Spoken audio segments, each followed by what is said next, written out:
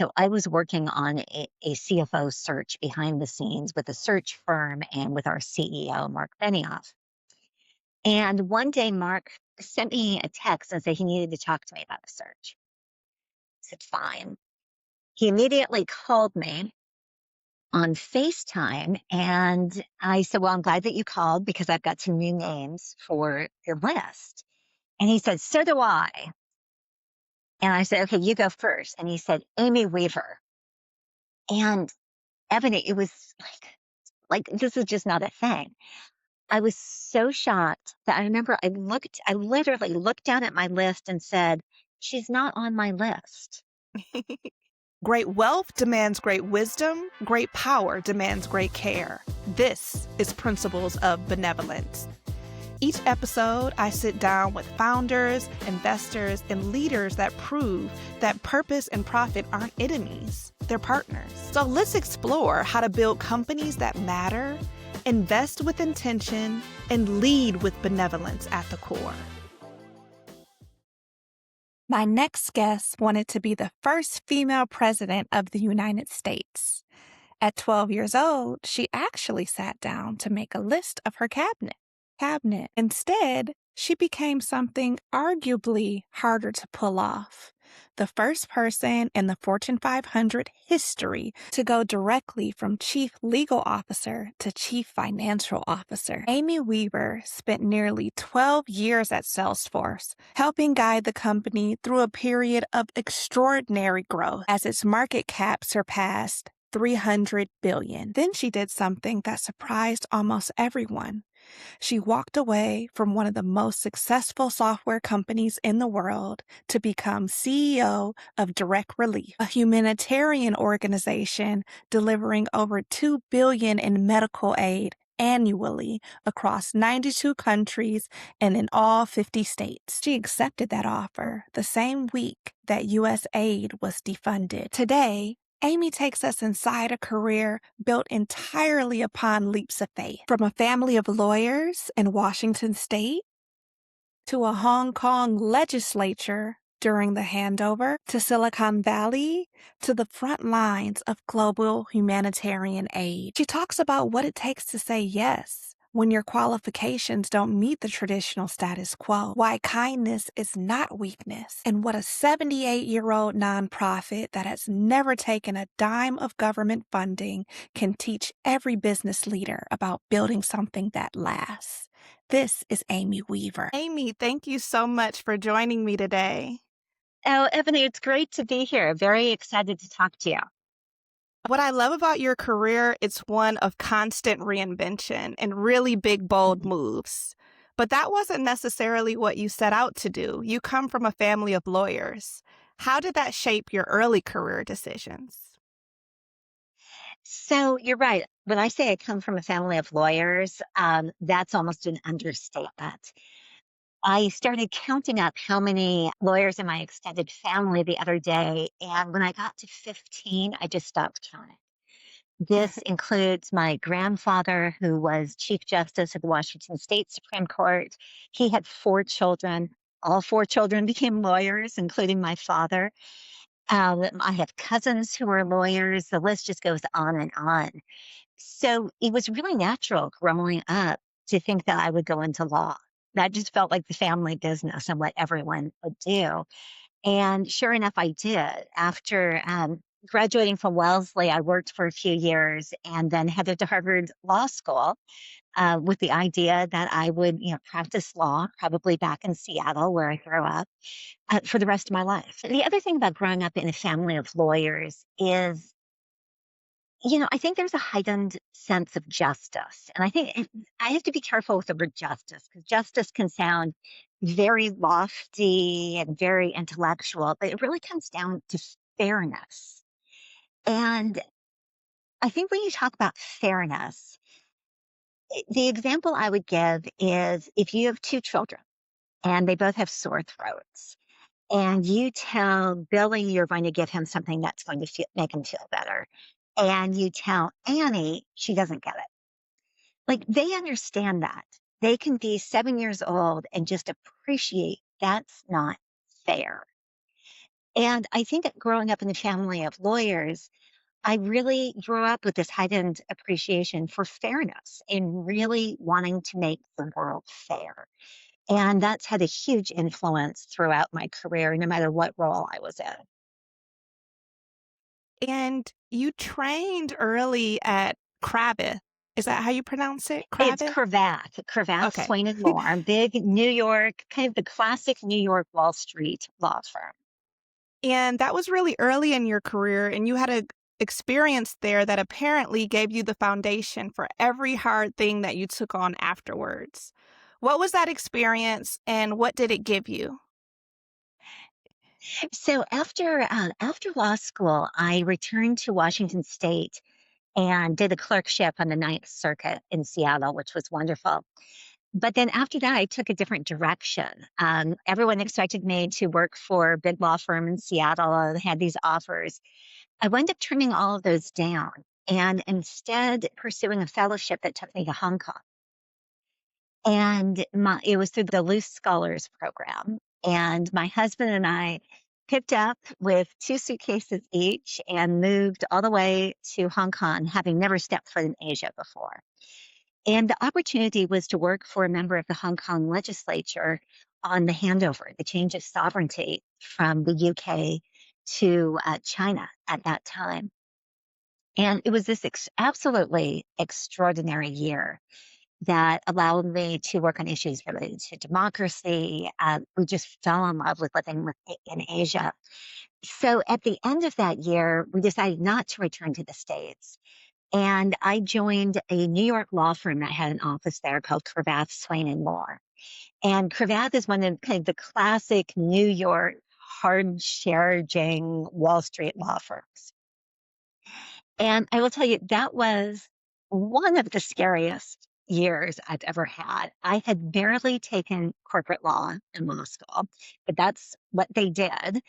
And they took a real gamble on me. And you're just thrown in when you do that. And I was suddenly working on deals in India and the Philippines and, Korea and all over the place. And I remember being so terrified that I was going to screw something up that I had about a 20-minute walk every morning from my apartment or my flat, as they would say there, to the office. And I would pass St. John's Anglican Church, which is one of the oldest Anglican churches in Asia. And I remember I would go in, I would get down on my knees and just pray that I wasn't going to commit malpractice that morning. And somehow made it through it. But, it was interesting. I remember at one point talking to a very senior associate, and he just kind of encouraged me to hang in there. And he said, look, get through your first year. If you get through 2 years at Cravath, you're going to feel like you can do anything. And I really did. I made it through those 2 years, and suddenly I was the one running, a lot of the deals, and I was a senior associate, and I was, traveling and going around the world. But I'll never forget, like, just what a total fish out of water I felt like, walking in those first few days to the law firm. And you've consistently made career decisions that have taken you somewhere new, geographically and professionally. Where does that instinct come from or that passion? It's interesting. A lot of people say that the stereotypical lawyer is risk averse. And there's some truth to that because part of your job is to assess risk and advise your client on where the risks are. But for some reason, I had never been risk averse with my own career. And whether it was moving to Hong Kong, whether it was taking a risk, later on to move to California to be at Salesforce or to take on the CFO role or later the CEO role, I've always been willing to take those risks. And I think when I look back, not even when I look back, but one of my favorite expressions is from a theologian, a man named William Sloane Coffin, and he was the chaplain at Yale University way back in the 1950s, 1960s. And he was talking about leaps of faith. And this was in a religious context, but I think it applies to so many areas of life. And he said, I love the recklessness of leaps of faith. First you leap and then you grow wings. And I've thought about this so many times because I think that there are so many times in your life where people are presented with risks, presented with things that they just don't feel ready for, or the timing just isn't right. And I think it's important to remember sometimes you're just going to have to make that jump and you're going to have the confidence that those wings are going to grow before you hit the I am definitely in the middle of one of those leaps right now. ground. Okay. And we'll say it's exhilarating, and It is exciting. Definitely keeps exhilarating. things it keeps things interesting.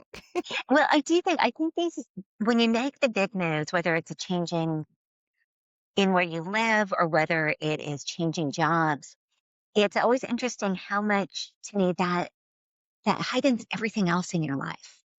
The drive to work looks different. The surroundings look different. It kind of wakes you up in so many ways. And I've always loved that feeling.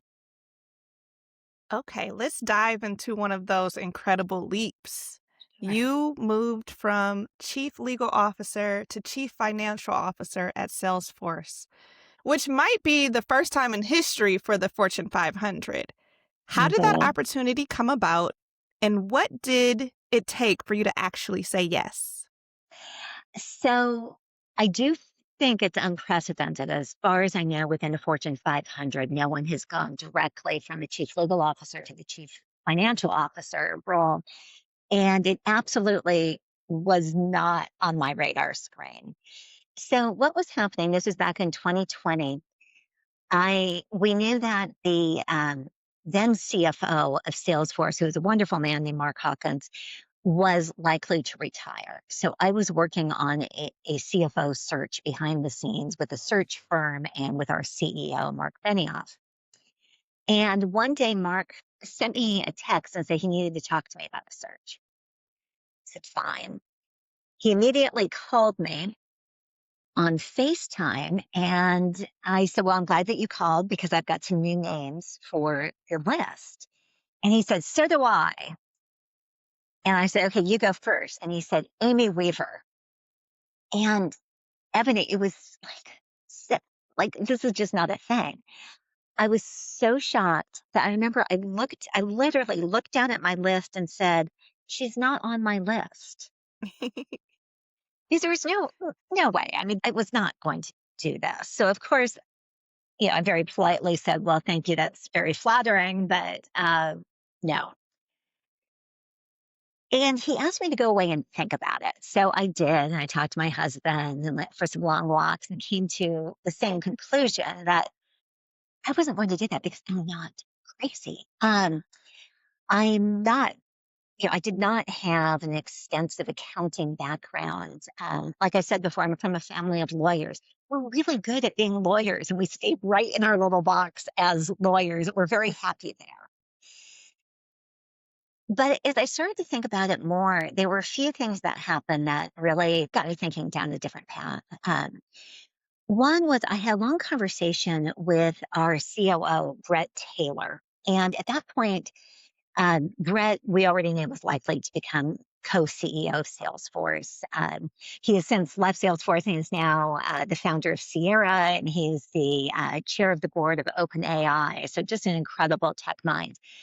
And I said to him, Brett, I'm like, Brett, I am not doing this. I am not qualified to be CFO. And I remember he said to me, he said, no, he said, you're not qualified to be the traditional CPA CFO. He said, but that's not what I'm looking for. He said, I really want a partner who's going to help me, guide the strategy of the company going forward. And I want you to take your skills and your experiences and make the job your own. And it was such an incredible gift to me because then I could stop comparing myself to the prior CFO. I could stop comparing myself to every traditional CFO who come up through finance and had CPA degree and everything else, and really look at, okay, what skills do I have that I can bring to the job? And whenever I hire someone now, I tell them that story and try to get them to think that way as well. What are the skills that they can uniquely bring to the job? And think that they're not replacing someone, they are really creating a new role. So I started thinking about that. And then the other thing that really got to me is I spend a lot of time mentoring people in the workplace, talking to groups of young women or people who are coming to the workplace for the first time from different backgrounds. And I always tell them the same thing, which is, yeah, you've got to lean in, you've got to take risks, don't be scared. All of these leap before, leap, the wings will come in. And I started thinking, how could I continue to have those conversations if the truth was that I had turned down the biggest opportunity in my life to Hmm. that point because I was scared? And they might not know that, but I would know it. And I wanted that credibility. I wanted to show people that they could take those risks and it was okay. And I wound up taking the job. Now, I'll tell you on that second point, that first year, I really felt the weight of the world on me. I felt like, what if I failed? What if this was an absolute disaster? What if what I was showing people was you shouldn't take a risk? You could fail and you'd fail very publicly. You mess up as a chief legal officer and it's embarrassing and everything else. You mess up as a CFO, you're on the front page of the Wall Street Journal. Hmm. And so I really felt so much pressure that full year. And I felt like I was doing it for so many other people that I might let down. And luckily, the first year went very well, and I got my feet under me, and I wound up really loving the job. But I felt so much pressure. And you've described leadership as being about kindness, not the loudest voice, not the tallest person in the Yeah. room. What would you tell rising leaders who are breaking the mold of what their predecessors did before them? So one of the things I'm most passionate about is changing kind of our views of leadership. And when I look back over the course of my career, you know, it is a much different workforce now. We've had with many more women in the workforce. We have many more people of color. We have people from different backgrounds. But what I don't think we have changed as much is our view of what a leader is. And the leader does tend, I think the stereotypes are that it is the deepest voice and the tallest person and the loudest voice in the room at any time. And what that does is it means we're telling everyone you're invited to the workplace, but to move up, you need to act exactly like everyone else has in the past. And I don't think that is good advice. I don't think it's effective. I mean, let's talk about the things that I just listed: tallest, loudest voice, pounds the table, speaks the most. Not one of those is the thing that is good for a company. It's just things that we've associated with leadership. And we've got to switch that to what are the skills that really matter? And to me, it's effectiveness. Can you get things done? And can you do it in a way that is true to yourself and kind? And there were a couple of turning points for me as I really started thinking about this philosophy. The first, and this was probably 15 years ago, but I had worked with a young woman at another company who she was in internal audit. And she was very, very good at her job. She was just whip smart. But she was also very soft spoken, very, very polite, um, a little bit quiet. And when she left the company, she asked me to be a reference for a much larger role. It was for a regional utility. And I remember said I'd be happy to be a reference. And this is luckily before Zoom, because I remember pulling off, sitting in a parking lot, getting on the phone with the chief operating officer of the organization. And I started talking about um, all of Asha's attributes. And the COO cut me off and said, I only had one question for you. Is she too nice for this job? And, I said I was glad it was before Zoom because I remember pounding my head against the steering wheel. Like, you've got to be kidding me. And I really realized at that moment that the executive was confusing niceness or kindness with weakness. And what they didn't recognize is that this niceness or politeness that Asha had was actually the reason she was so effective. Like, she was constantly getting me to do things I didn't want to do because she was just relentless and polite and lovely. And I really made it my point that people should never confuse those two things. Treating someone well, being polite, just basic decency, that's not weakness, that's strength. And I also think it's really powerful in how long I think it carries you much further. I think the table pounders, the yellers, sometimes that works in the moment. It really does. But over the long term, I'm a firm believer that they don't have the loyalty in the people who will run through doors for them. And I think that that's what's really, really important. The other point on that is authenticity. And it had been a couple of years before that I remember I was at another organization, and I worked for a man who was just a fabulous advocate for me. And we were going into a meeting. I was going in on my own, but it was going to be a really tricky negotiation. So he was giving me like this pep talk ahead of time on what I needed to do. And I remember he said, all right, Amy, you've got to go in there. You just march in, lay down the law, and whatever happens, you cannot be too nice. And then he suggested all of these words I should use, which words I would never, ever use.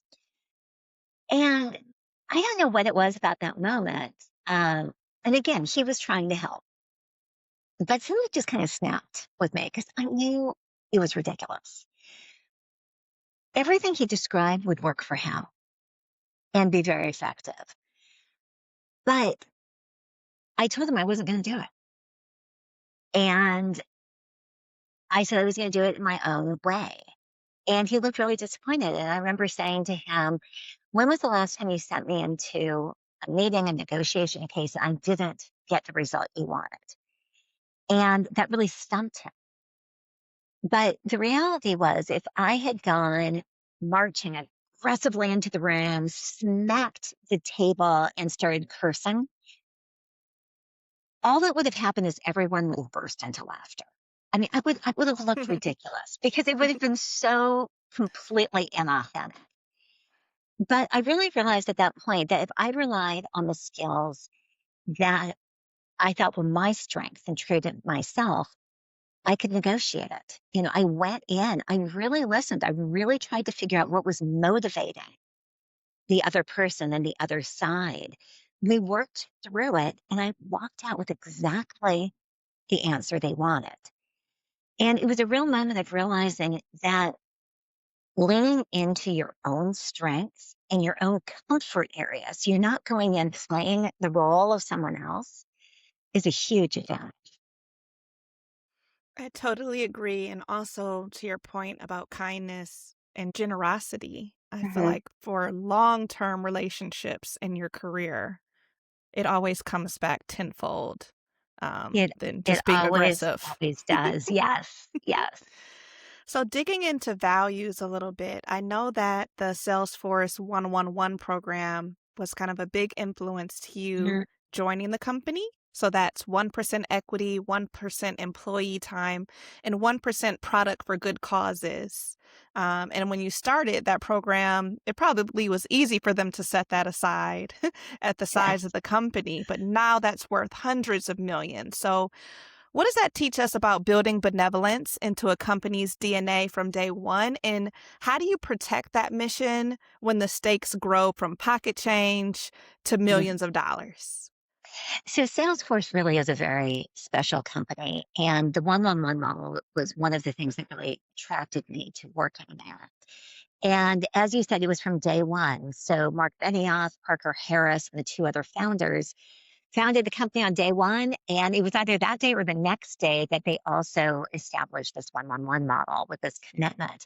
And they liked to joke that, at the time the equity wasn't worth anything, and they didn't have a product, and they had 4 employees. So it really didn't make a huge difference. But you look at Salesforce today, where a market cap, which has been ranging between 150 and 300 billion, nearly 80,000 employees, incredible products.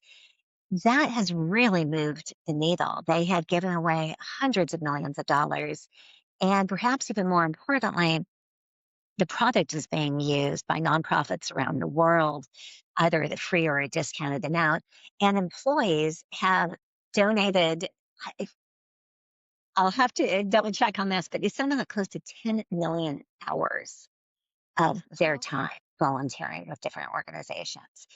And it really struck me. It was one of the reasons I stayed there for 11 and a half years, is it showed me that you can really use business as a very powerful platform for good. And I truly believe that that is also in the long-term interest of the company. Mhm. There's a school of thought that businesses need to worry about business, and that's all they're there for, and anything else you're doing is not returning the capital and the gains to your shareholders. I think that that is so misguided. And I think what shareholders need is, or shareholders want, is long-term gains over time.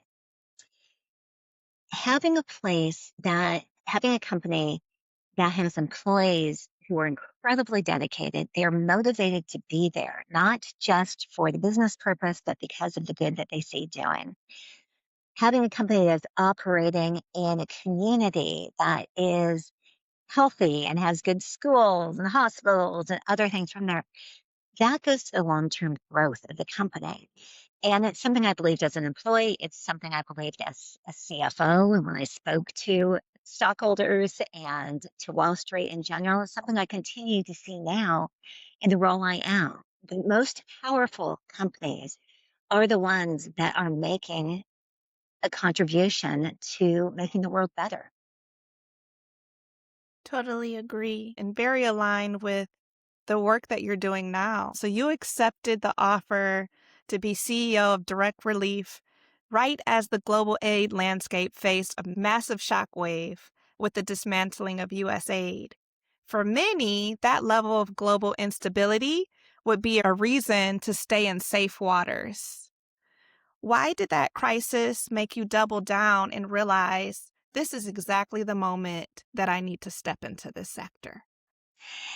Well, it's interesting. Just this morning, I was having to go through, I was looking for an old email, and I came across um, an email exchange with the head of the search committee for this role at Direct Relief. And she told me that the board had voted to extend me an offer on January 17th. 3 days later was when USAID was initially frozen. So the world just started shifting right as I was considering this role. And it just got more and more, the changes just kept coming. So I had the offer in January. In March, I was announced publicly, but I couldn't start until the beginning of May. During that time, USAID was basically dismantled. And we also started seeing a lot of changes. They weren't passed yet, the discussions about the budget and what that was going to do to Medicaid in this country. So from the time I started looking at direct relief to the time I took the job, the world looked very different. Now, direct relief is in a wonderful position because we don't take any government money. We never have in 78 years.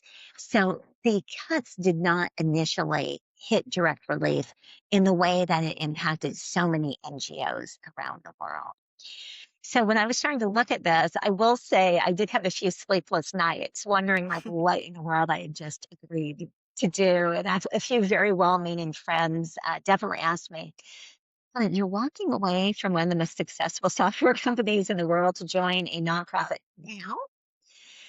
But the more I thought about it, and the more I thought about this unique position direct relief was in, where we had such a strong platform in the middle of so much chaos, I really felt that this was actually exactly the right time to be doing it because it gave me an opportunity to do more. And I've always thought very firmly, and I think this probably goes back, to my parents and their involvement with nonprofits and great causes growing up. If you have the ability to do more, and whether that is using your skills, using your money, using your time, I really believe you have a moral obligation to do more. So in my mind, this opportunity came up with exactly the right time. And direct relief is operationally massive, delivering medical aid Mhm. across more than 90 countries. Coming from the fast paced tech world, how do you reframe your understanding of scale? And how do you marry the strict corporate discipline of a Fortune 500 CFO with the unpredictable long term nature of global humanitarian aid? So you're right. Direct relief is massive and the scale is incredible. So last year alone, we delivered more than $2 billion in aid across 92 countries and all 50 US states. It's a massive operation. Coming here, it's been very interesting. I'm asked frequently about the differences between working for a Fortune 500 company that has very strict securities regulation and standards that we are held to, and coming to a nonprofit. And what I have to tell you is the skills are the same and the standards are the same. Um, Direct Relief operates in one of the most highly regulated areas in the world. We deliver prescription medications. So we have got to operate at commercial standards. And in fact, in my mind, at the end of the day, when there is a life on the line, it means that our pressures and our standards have to be even higher. So it's been wonderful to take a lot of the skills I learned at Salesforce, the focus on operational excellence, the focus on financial stewardship, on innovation, on trust, and see how they transfer over to the nonprofit sector with the added goal in the nonprofit sector that we have this extraordinary mission of saving lives. And to me, that brings really a special magic to every day.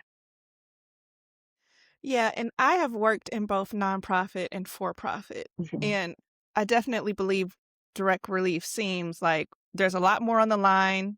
There's a ton of more moving Right. parts. I just know in Fortune 500, it's like you're working on quarters.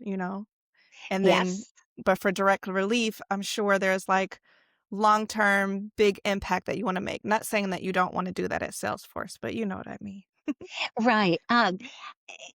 Public companies definitely have the quarterly pressures. Every 90 days, that earnings call is coming up. You're filing your 10Q or your 10K. There is there's a calendar to that and a schedule that you really know what your year is going to look like. Moving to the nonprofit or even just moving outside of a public company, you have a little bit of relief from that. I think you can take a breath and look longer term. At the same time, in the nonprofit world, you have events coming up like the Ebola crisis right now. You have Right. hurricanes like Hurricane Melissa that was out there. You have things that come out up completely off schedule that you need to be able to pivot and focus on immediately. So, yes, a different timing, a different cadence, but so many of the skills are the same. So, interestingly, I've been following kind of a debate on LinkedIn. I spoke last week at the World Health Assembly, and someone, wrote it was very interesting that I came from I came from the corporate world to the nonprofit, but we don't see as many people moving from nonprofit to corporate world. Mhm. And I do think the corporate world is missing out by not looking in more detail for whether it's looking for people for their boards, looking for different roles, looking at people in the nonprofit arena. Because not only the skills are very, very similar, but in some places they're really enhanced. For Mhm. example, if you want to see efficiency, if you want to see a group of people that can work miracles on a shoestring budget, you Yeah. want to go to the nonprofit sector and get those people over. So I'd love to see people going back and forth much more between the sectors. And you watch the enterprise tech world make massive quantum leaps forward in AI and automation. You've Mhm. expressed concern that the humanitarian sector risks falling into a massive technological deficit. How are you planning to bring the cutting edge tech stack of Silicon Valley to the forefront of disaster relief? As you said, I've seen the corporate world doing amazing things with AI. So I left kind of Silicon Valley about a year ago, and in a year things have just taken off. So I feel like my knowledge now is almost ancient history. But even at that time, we were seeing corporations do things that would seem almost like magic with AI and making incredible leaps in how they could run their companies and what they were doing. What concerns me is we're not yet seeing that in the nonprofit area. A lot of these investments take incredible financial commitments. They take really long term planning at a time where there's a lot of chaos. And I worry that what we're going to see is a gulf and an increasing gulf between the humanitarian world and the for profit world in terms of AI and other technologies and how they're being used. Now, at the same time, I think the case for using AI in the humanitarian world is incredible. I think what we can do with data, I think in terms of identifying where the needs are, where the impact can be, how we can get things there is incredibly important. So since day one, I've been really investing in direct relief in terms of the strength of our tech systems, and particularly around data, making sure that we have access to as much data as we possibly can, that we have clean data, and that we have data that puts us in a position to really be able to use that and bring in AI at the right time. And you just published a 1 year reflection where you wrote that the work ahead is not to choose between business discipline and humanitarian purpose, it's to bring the best of both. What Yes. did that 1 year actually teach you so far at Direct Relief, and what does that look like in practice?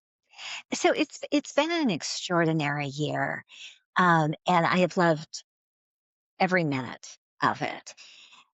What it has started off with is really the importance of listening. And actually, let me step back for 1 minute in terms of how I approached coming in, because it's a lesson that I really learned from when I became CFO. The night I was announced as CFO, I got a series of texts from Julie Sweet, who is the CEO of Accenture, and just extraordinary business executive, one of the best globally.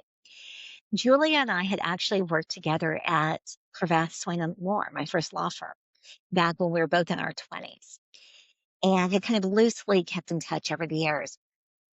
But the day that she saw something in the Wall Street Journal that I was the new CFO of Salesforce, she sent me all of these urgent texts asking me to call her. I remember it was almost midnight her time. She was on the East Coast. And I kind of dialed her up a little bit nervously. But it was fascinating. She really wanted to talk to me about the transition she had made. So she went from being a partner at Cravath to being general counsel of Accenture, then moved to a business role as CEO of North America, and then became CEO globally of Accenture. And she told me when she moved initially from being the lawyer, being a GC, to the North America CEO role, she said she really had to prove herself. She said they knew she was smart. They knew she knew Accenture. She knew how they worked. But she said, it's such a really how you get your credibility is can you sell? So she really spent her first 6 months focused on showing them she could sell. And she told me, whatever you do, find out what's going to give you the most credibility as CFO and over rotate on that for your first 6 months. So for me, it was really Wall Street. It was really learning the language of our stockholders, learning to talk to the analysts, learning the press. So I doubled, tripled down on that. I went through training. I had, our investor relations team throwing me questions. I think they loved torturing me on this. It was fairly brutal, but it really paid off. It became one of my favorite things that I did as CFO was working with Wall Street. And it gave me the credibility I needed. So fast forward to direct relief and coming here, I was making another leap. Um, Very unlikely. I know it's the first time, but very unusual to have a CFO of a Fortune 500 company come directly to be CEO of a major nonprofit. And I really had to think about what was going to give me credibility in this role. And it was very different. Certainly, it wasn't learning the language of Wall Street, but it was listening. And I realized I couldn't walk in as some Silicon Valley executive and expect people who had spent their entire life working on mission driven humanitarian causes to believe that I would know what I was doing or that I was there for good reasons. So I really tried to talk about how much can I listen? How much can I meet with employees? How much can I hear from them? How much advice I could get? And how much I could listen to our partners on the road. Within a second week here, I went down to the Santa Barbara Neighborhood Clinic, which is a federally qualified health clinic, and spent time with doctors there and dentists there and really learned about their day to day. A couple weeks later, I drove down to Altadena to the fire scenes and saw the work that Direct Relief had done. In the summer, I went to Ghana and to Uganda. I just got back from Ukraine. There's nothing that gets you the credibility and the thoughts more than really deeply listening. And what it really taught me is first, the role of passion, how much every decision has to be made through what's the ultimate impact to the people we serve. And then also how all of the principles that you run a major for profit public company with apply here. You've got to have the same standards. You've got to have the high level of governance and you've got to have the discipline. And you've got to do that with your mission in mind. So the first year has taught me so much, and mostly it's just made me really excited about the second year and the years to come. Well, I do believe that um, it's hard to be, or you can't be what you, man, how's the phrase go? You can't be, it's hard to be what you don't see. Evan, I'm so glad you mentioned that. I hear that phrase all the time. You can't be what you can't see. And you won't be surprised to know that that's like my least favorite saying. Like, I understand why people say that. I understand that it's certainly easier to do what you can't see, or just and when you see someone else has done that. I was trying to be that role model, but we need people to No, get out you there have and do breaking what down they the have walls. For us mere mortals, for a lot of people, it's nice to have an example. So I was going to say thank you for breaking. I feel like a lot women, sometimes we create glass ceilings for ourselves and boxes that we on. keep ourselves in based on what we think our competencies are. But you show that, you know, from one job to another, there's so many transferable skills, and with the hard work and discipline and learning that you can be what you haven't seen. So Yeah. thank you, Amy. Well, Ebony, one special note that especially, I think everyone can fall into this trap, but I've seen it probably more from women. Just a reminder, that perfect opportunity, that incredible job, that new location will never come up at the right time. And if you keep waiting for all of the stars to align to feel like you've got all the experience you need, that you've got all of the training, that it's going to work out perfectly with everything in your personal life, you will never move. And it goes back to really where we started is you've got to have that leap of faith, and you've got to know that sometimes you're going to have to make that leap and those wings are going to come out. I love that. Thank you so much for joining me, Amy. Great to be here. Thanks for listening to Principles of Benevolence. If you like the show, please subscribe, rate, and review on Apple or your favorite platform to listen to podcasts.